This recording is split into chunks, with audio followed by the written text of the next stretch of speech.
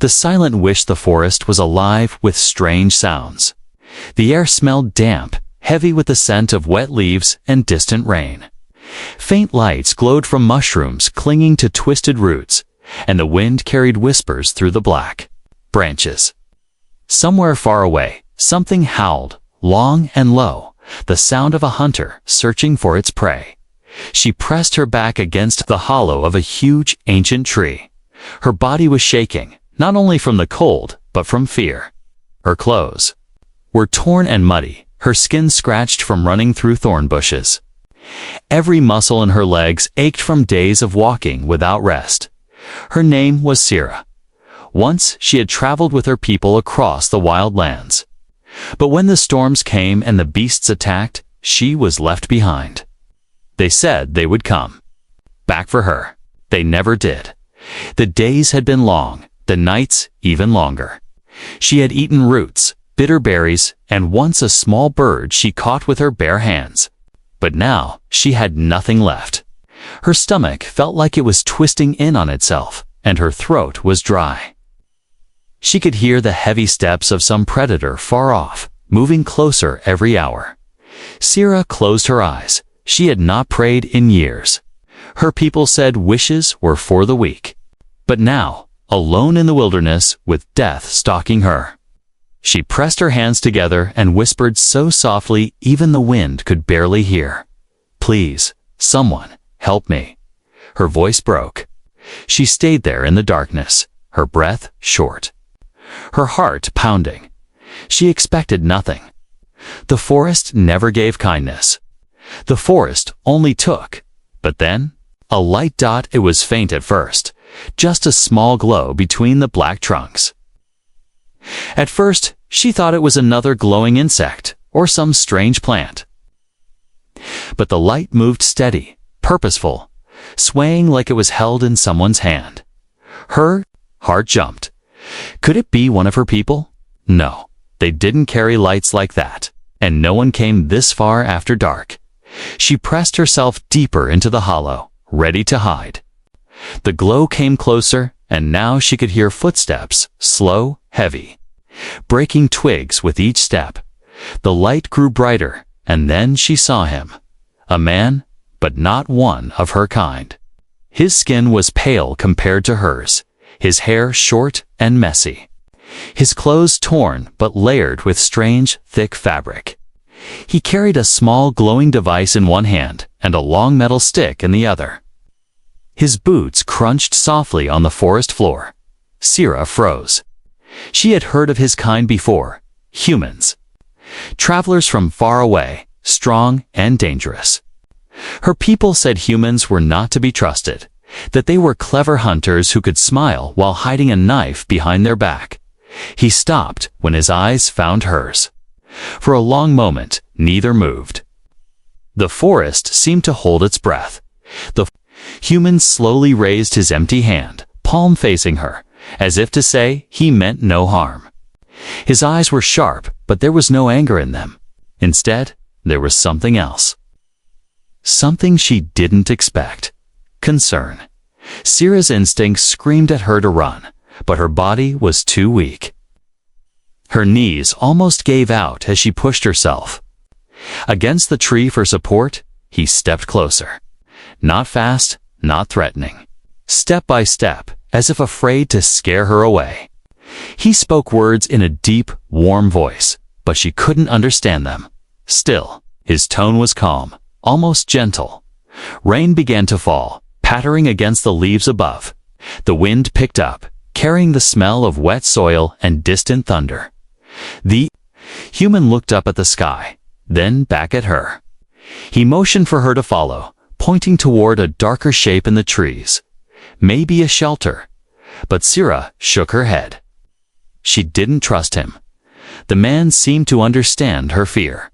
He reached into a pouch on his side and pulled out something wrapped in cloth. Slowly, he unwrapped it, revealing food. A flat, golden-brown piece of bread. The smell made her mouth water so badly she almost stepped forward without thinking. He held it out to her, his hand steady in the rain. She hesitated, eyes locked on the bread. But her mind still screamed warnings. Lightning flashed far away, and the answering crack of thunder rolled through the trees. The rain was coming harder now, soaking her hair, running cold down her neck. She shivered. The human took a step back and placed the bread on a flat rock between them. Then he moved away from it, keeping his eyes on her but making sure his hands were empty. Sira's hunger won. She stepped forward and snatched the bread, retreating instantly back to the hollow of the tree. She took a bite. It was soft, warm, and tasted better than anything she had eaten in weeks. The man watched her eat, his face unreadable in the dim light. Then he crouched near his glowing device, adjusting it so the light faced outward into the forest. For the first time in days, Sira felt a tiny shift inside her chest. She didn't know if it was hope or just the comfort of not being completely alone, but one thought came to her. One she didn't want to admit. Maybe, just maybe, her silent wish had been heard. The stranger's fire, the rain fell harder, turning the ground to mud and dripping cold down the back of Sira's neck. The forest hissed with the sound of water hitting leaves, and the sky above was almost completely black. The human glanced at the storm, then at her. He motioned again, pointing toward the shelter he had tried to show her before, a low outcrop of rock half hidden by vines. This time, Sira didn't move away. The cold was biting into her skin, and she knew she couldn't survive another night in the open. Soaked to the bone, he took the first step, walking slowly, making sure she could follow without feeling chased. His glowing device lit the way, bouncing faint light off wet tree trunks. After a moment's hesitation, Sira stepped out from the hollow and followed him, her bare feet squishing in the wet earth. The rock ledge he had found wasn't much, just a slanted piece of stone forming a shallow roof. But it was enough to keep the rain off their heads. The man set down his pack and began pulling things out: a small roll of cloth, a bundle of thin sticks, and a little metal box. Sira crouched in the corner, hugging her knees, watching him with narrowed eyes. She still didn't trust him, but she was curious. He struck something against the metal box, and suddenly, a tiny spark appeared. It caught on one of the sticks, and then, like magic, a small flame flickered to life. Sira's eyes widened. She had seen fire before, but never made so easily, so quickly. The human fed the flame with dry twigs until it grew bright and warm, pushing back the chill of the rain. The light reflected in his eyes, making them shine like amber. The warmth reached her skin, and she couldn't help inching closer. Her damp clothes began to steam slightly, and she let out a breath she hadn't realized she was holding. The human noticed her shivering and dug through his pack again. He pulled out a folded piece of thick cloth, a blanket, and held it out to her. She stared at it, unsure if it was another trick. But the heat rising from the fire made her want it badly. Slowly, she reached out and took it. The fabric was rough, but warm. She wrapped it tightly around her shoulders, feeling safer than she had in days. He spoke again, saying words she couldn't understand. His tone was steady, almost soothing. Then he pointed at himself. "Eli," he said slowly. She frowned. He tapped his chest. "Eli," he repeated. Ah, his name. She hesitated, then tapped her own chest. Sira, the corners of his mouth lifted slightly, not a full smile, but close. He nodded once. Outside the ledge, the forest was alive with movement. Shapes shifted in the shadows, and glowing eyes sometimes appeared in the darkness before vanishing again. Sira pulled the blanket tighter, glancing nervously at the shapes. Eli seemed to notice. He picked up a long metal stick, a weapon, she guessed, and laid it within easy reach. Then he fed more wood to the fire, its light pushing the shadows. Back a little farther, the storm raged for hours. Thunder rolled like distant drums, and sometimes lightning lit the entire forest in a flash of silver. In those moments, Sira could see just how far they were from safety.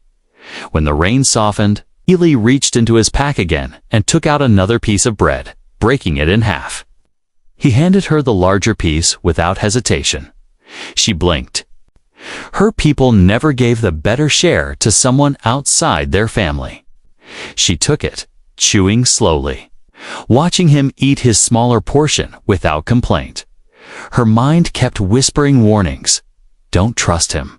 He's dangerous.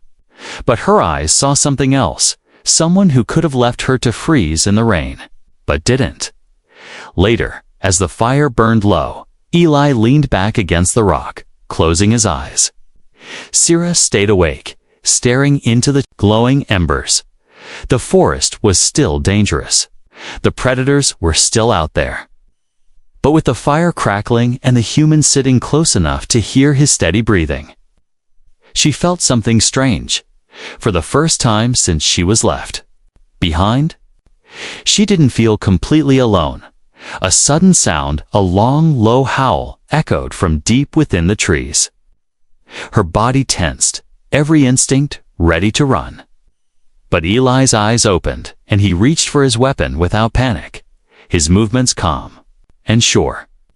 He looked at her, then gave a small nod, as if promising he'd protect her. And in that moment, without even realizing it, she believed him. The chase in the dark, the fire had burned low, its light soft and red. The storm had passed, leaving the forest dripping and silent. Sira sat curled in the blanket, her eyes half closed, while Eli sat a little away from her, his back against the stone wall, resting but not fully asleep. The night was heavy with quiet. Too quiet, a twig snapped. Sira's eyes shot open. Ice. Head turned sharply toward the sound. The noise came again, not from the wind, not from rain, but from something moving, slow and deliberate, just outside the light of the dying fire. She felt her heart pound. She had heard those steps before, heavy, careful, almost like the ground itself was holding its breath for them. Eli reached slowly for his weapon. His movements were silent, but his eyes stayed fixed on the darkness beyond the rocks. And then they saw it. A pair of glowing yellow eyes appeared between the trees. They were low to the ground, unblinking, watching Sira's stomach. Dropped. She knew what it was. A night stalker. Fast, silent, and strong enough to break bone with a single bite. The predator stepped forward, stark, sleek body nearly invisible except for its eyes and the faint shine of wet fur. Its tail lashed slowly, like it was already imagining the kill. Eli whispered something to Sira, short and firm, but she didn't understand the words. His meaning was clear enough when he motioned toward the trees on the far side of the camp. He wanted her to run. She shook her head. The stalker was fast. If she ran, it would catch her before she made it 10 steps. The creature crept closer, muscles rippling under its skin, let out a low growl, the sound vibrating through the air. Eli moved first. He grabbed a stick from the fire, still burning at the tip, and swung it in front of him. The flames hissed in the damp air, casting wild shadows on the rocks. The stalker froze for a heartbeat, blinking at the sudden light. Go. Eli barked, his voice low but sharp. Sira hesitated one last moment, then darted toward the far side of the camp. Her bare feet slipped in the mud, her breath loud in her ears. She could hear Eli shouting, the sound of the burning stick hitting the ground, and then a roar. She looked back just in time to see the stalker leap. Eli raised his weapon, the blade flashing once in the firelight, but the beast's weight drove him back. They crashed to the ground in a spray of dirt and Sira's body screamed at her to keep running, but her heart pulled her back. She couldn't just leave him. Grabbing a sharp, jagged stone from the ground, she ran toward the fight. The stalker had Eli pinned, its teeth snapping inches from his face. He was holding it back with both hands, muscles straining, but he wouldn't last long. Without thinking, Syrah swung the stone as hard as she could, striking the creature's side. It let out a snarl, twisting toward her. Eli seized the moment, jamming his blade upward into the beast's chest. The stalker gave one last, choked roar, then collapsed heavily onto the ground. Its glowing eyes dimmed, and the forest was silent. Again, for a moment, neither of them moved. Then Eli shoved the creature's body aside and sat up, breathing hard. Blood, not his, was on his hands, and his shirt was torn. Syrah dropped the stone, her hands shaking. Her chest heaved, but she stepped toward him anyway. "You," she pointed to him, then mimed the stabbing motion he had made, trying. To show she understood, Eli gave a tired half-smile, wiping the blade clean on the grass. "Teamwork," he said softly, as if the words should mean something to her. His voice was calm, but she could see he was hurt. A deep scratch ran along his arm, bleeding slowly. She reached for his wrist, surprising even herself, and pulled it. Closer to inspect the wound, he didn't resist. Her fingers brushed his skin as she looked at the cut. It wasn't fatal, but if it wasn't cleaned, it could become dangerous.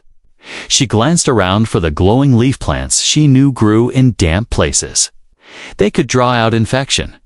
She stepped away, scanning the forest edge, ignoring the fear, still crawling in her bones. Eli stayed seated, watching her carefully. His weapons still in hand, in case the night held more dangers. When she returned with a handful of leaves, she crouched beside him and began pressing them to his arm. He hissed at the sting, but didn't pull away.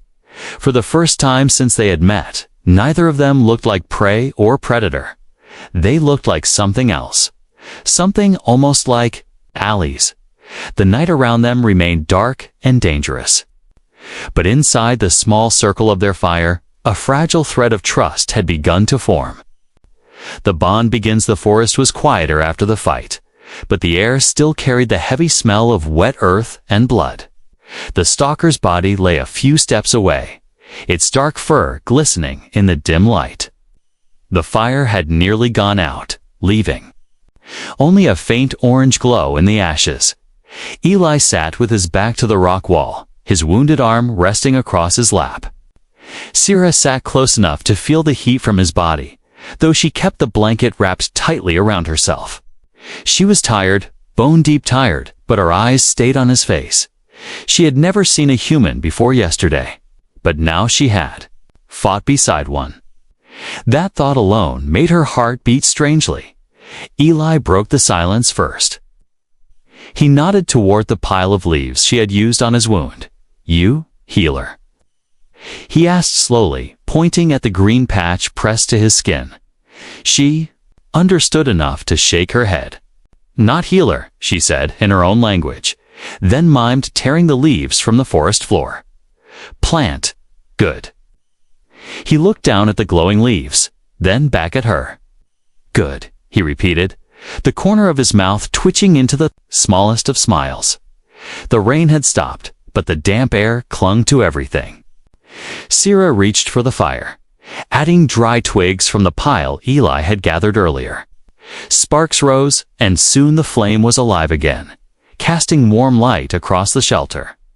For a while, they didn't speak. She tore small strips of the bread he had given her earlier and chewed slowly, feeling her strength return. He, in turn, worked quietly to sharpen his blade on a flat stone, his movements slow and careful.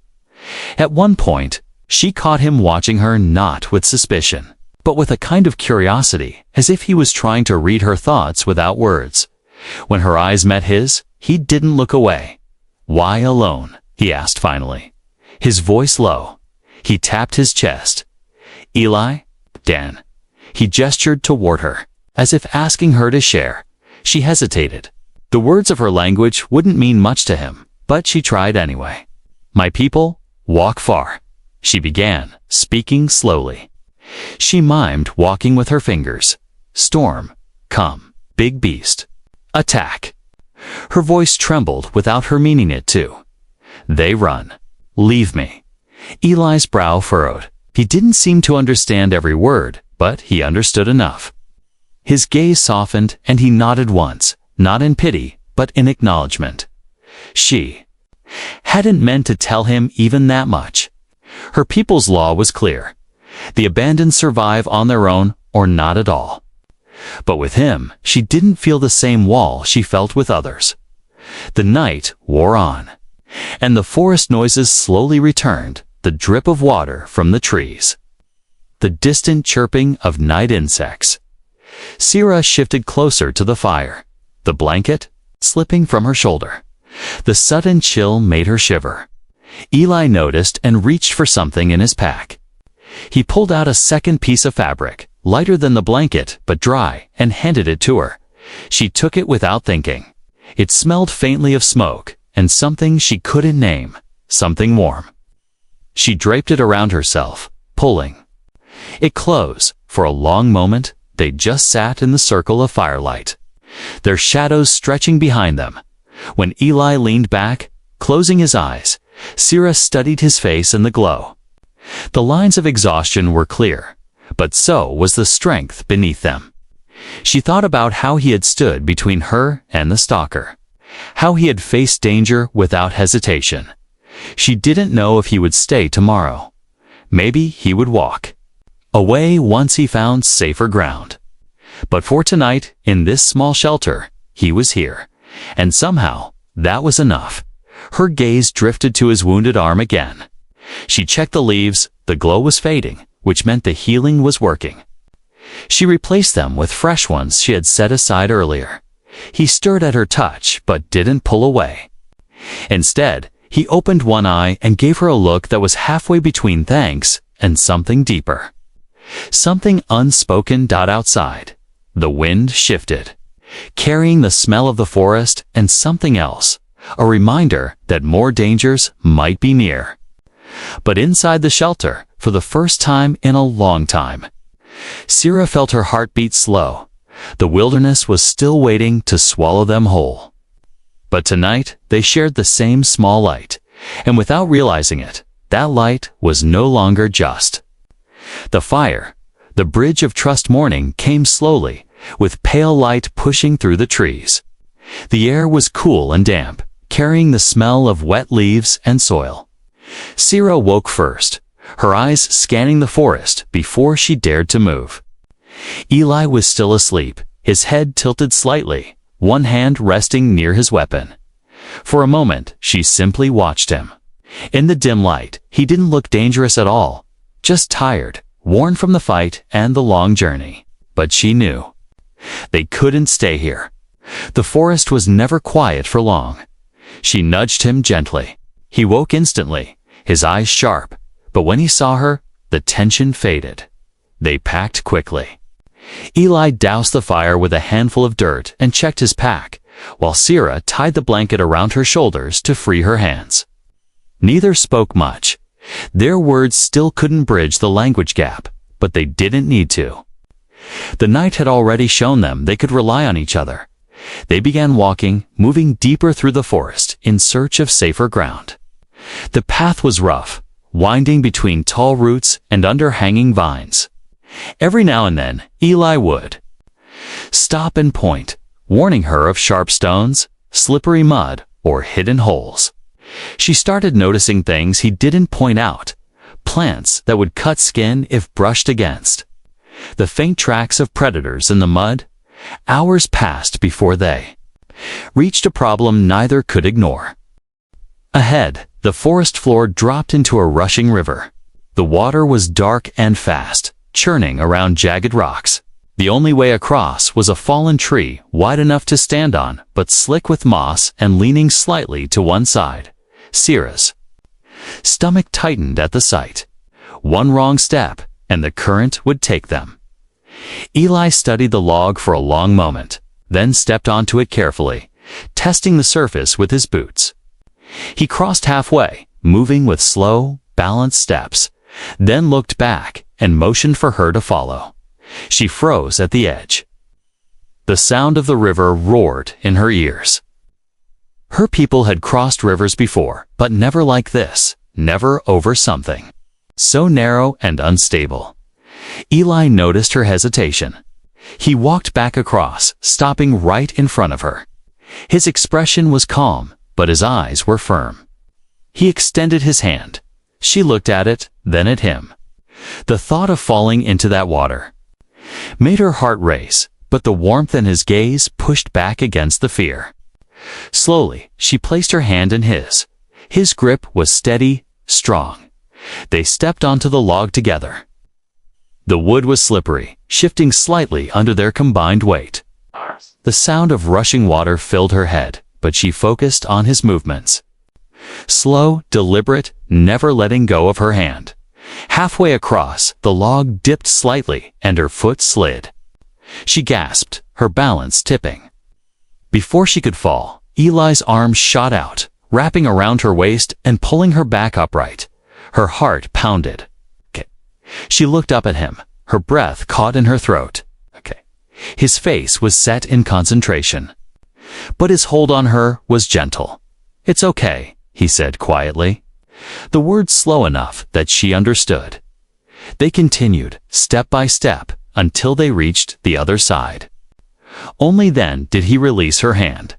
Sira stepped onto solid ground, her knees shaking. She looked back at the river, then at him. Crossing alone, she knew she would have never made it. They kept walking, but the feeling of his hand in hers stayed. In her mind, the rest of the day tested them again and again. They climbed steep slopes where loose stones slid under their feet. They crawled under low branches where thorns snagged their clothes. At one point, they heard a predator's cry behind them and had to move faster, slipping through narrow gaps. Between rocks, each time she stumbled, Eli was there. A steady hand, a quick warning. A grip on her arm when she lost balance. And more than once, she found herself doing the same for him. Pointing out dangers he might miss. Holding vines aside so he could pass by the time the sun began to set. They found themselves on a small rise overlooking the forest below. The view was endless, a sea of green stretching to the horizon, glowing orange in the dying light. They stopped there, breathing hard from the climb. Neither spoke, but both seemed to understand something important had changed. The wilderness had thrown danger at them all day, but each time, they had faced it together. That night, as they built a small fire on the ridge, Sira found herself glancing at him more than once. Not in suspicion anymore, but in quiet recognition. They had crossed more than a river today. They had crossed into trust. The last, hunt the night air was cooler on the ridge, carrying the sound of insects and the distant rush of the river they had crossed earlier, but fire crackled low between them, its light flickering over the stone ground. Sira sat wrapped in the blanket, chewing on a small strip of dried meat Eli had given her. They were both tired. But Eli's eyes kept scanning the darkness beyond the firelight. He was listening to something she couldn't hear. Yet then she caught it. A faint rustle, far too heavy for the wind. A branch snapped, not close, but not far either. It wasn't the random movement of small creatures. It was steady, careful, and coming closer. Eli's hand moved slowly toward his weapon. His body tensed, and his gaze locked onto the shadows. At the edge of the ridge, Sira knew that feeling in the air. She had felt it before the Night Stalker's hunt, but this was different. The sound was deeper, heavier, as if the forest itself was making way for something larger. The fire popped loudly, and in that brief flare of light, she saw it, two red eyes. They were higher off the ground than any predator she had seen before, glowing like embers in the dark. The massive shape moved forward, its outline breaking the trees. Muscles rippled under black fur, and its head was broad, lined with jagged teeth that shone even in the dim light. Sira's breath caught. This was no ordinary predator. This was the Alpha, the one her people spoke of in whispers. The one, even? Hunters avoided. Eli stood slowly, positioning himself between her and the beast. His stance was firm, his shoulders squared. The alpha growled low, the sound vibrating through the ground under their feet. There was no running. The ridge's edge dropped steeply behind them, and the creature blocked the only path down. The alpha lunged. Eli dodged to the side, swinging his blade at its flank. The steel sliced shallowly into its fur, making it roar in pain. Sierra scrambled back, searching desperately for something she could use as a weapon. Her hand closed on a thick, sharp-edged stone. The alpha spun and charged again, this time faster. Eli barely blocked the strike, the force driving him back toward the cliff's edge. The beast's teeth snapped inches from his arm, and its claws tore a deep gash into his shoulder. Eli, Sierra's voice broke. She darted forward, striking the alpha's leg with the stone. It was enough to make the beast shift its focus. Its massive head turned toward her, red eyes narrowing. Eli took the chance, driving his blade deep into the side of its neck. The alpha roared, twisting violently. The move ripped the blade from Eli's hands and sent him sprawling onto the ground. Sierra found herself face to face with the beast. Its hot breath hit her skin, smelling of blood and decay. She froze for half a heartbeat, then hurled the stone with all her strength. Striking it square between the eyes, the alpha stumbled, giving Eli just enough time to grab a burning log from the fire. He swung it with both hands, slamming the flames into the beast's face. The fire hissed against its fur, and the alpha reeled back with an enraged roar.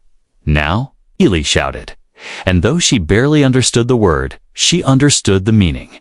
Sierra ran in low, grabbing the fallen blade. She didn't think, didn't breathe. She drove it upward into the alpha's exposed throat with every ounce of strength left in her. The beast convulsed, choking on its own growl. It staggered back, then collapsed heavily to the ground. The earth shaking beneath them, silenced. The fire crackled softly, and the only sound was their heavy breathing. Sierra dropped the blade, her hands trembling.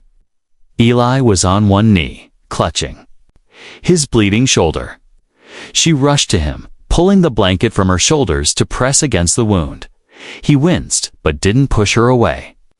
Their eyes met, his filled with exhaustion and pain, hers with relief and disbelief. They had faced the alpha together, and lived. The forest beyond the ridge was quiet again, but Sierra knew it wouldn't last. Yet, in that moment, with the smell of smoke and blood around them, she felt something powerful. They weren't just surviving anymore. They were protecting each other, and that changed everything. The wish fulfilled. The alpha's body lay still on the ridge, its glowing eyes dark at last. Smoke from the burnt fur drifted into the cold night air, mixing with the smell of damp earth. Sierra kept her hands pressed against Eli's wounded shoulder, feeling the slow but steady beat of his heart beneath her palms. He was alive. Her own chest rose and fell quickly, the adrenaline still flooding her veins. She glanced at him, his face pale but his eyes sharp, and realized that if he hadn't been here, she would have been nothing more than a memory in the forest by now. The fire between them burned low, but she added more wood, determined to keep its light alive until morning. Neither of them spoke much in the hours that followed.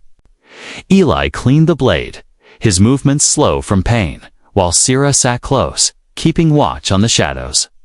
Her ears picked up every rustle, every whisper of the wind in the leaves. When dawn finally came, the forest looked different. Golden light poured through the trees, chasing away the cold shadows of the night. For the first time in what felt like forever, the wilderness seemed less like an enemy and more like a path. Eli rose stiffly, adjusting his pack. He motioned for her to follow. His injury made him slower, and without needing to speak, she moved to his side, ready to catch him if he stumbled. They walked until the trees began to thin. The air changed warmer, carrying scents of smoke and metal. And then she saw it. Structures made of stone and metal rising ahead. A human outpost, turret steps, slowed. This was it, the place where his kind lived, where she would no longer be, alone in the wild. But with that thought came another. He might not need her anymore. Eli noticed her hesitation and stopped, turning to face her. His brow furrowed, as if he could read her thoughts without understanding her words. He pointed to himself, Eli. Then to her, Sira. He touched his chest again, then gestured toward her hand, and finally toward the outpost. His meaning was clear. We go together. Something in her chest tightened. She nodded, following him forward. As they approached, other humans appeared, armed guards, curious faces peering from behind walls. They spoke quickly in their language, some glancing at her with open suspicion. Sira instinctively stepped closer to Eli. Her hand brushing his arm, one of the guards pointed at her and asked something sharp. Eli's voice answered, firm and unwavering. Whatever he said made the guard pause before stepping aside to let them through. Inside the outpost, the noise was strange and loud, metal clanging, people talking, the hum of strange machines. Sira's eyes darted everywhere, trying to take it all in. But no matter how overwhelming it felt, she never let Eli out of her sight. They reached a small building where Eli spoke with a man who seemed in charge. Supplies were brought out. Food, clean water, bandages. He motioned for her to sit, and for the first time in weeks, she ate until she was full. When she looked up, Eli was watching her with that same quiet intensity he'd had the first night they met. He said something in his language, his tone softer now. She didn't understand the words, but she understood the feeling. Days passed in the outpost. Eli's shoulder began to heal, and she slowly learned bits of his language, enough to say simple things, enough to hear him call her name and know it was safe. Sometimes she thought about leaving, about finding her people. But every time she imagined walking into the wilderness without him. The memory of that first night returned. The cold, the hunger, the silent wish she had made. One evening, as the sun dipped low and painted the sky in shades of fire, Eli found her standing near the edge of the outpost wall. He handed her something small, a piece of bread. Warm from the oven, it was the same gesture as the night they met. Sira took it, smiling in a way she hadn't in a long time. She realized then that her wish had been answered in more ways than she could count. She had wished for help. What she got was someone who had fought beside her, bled beside her, and stayed.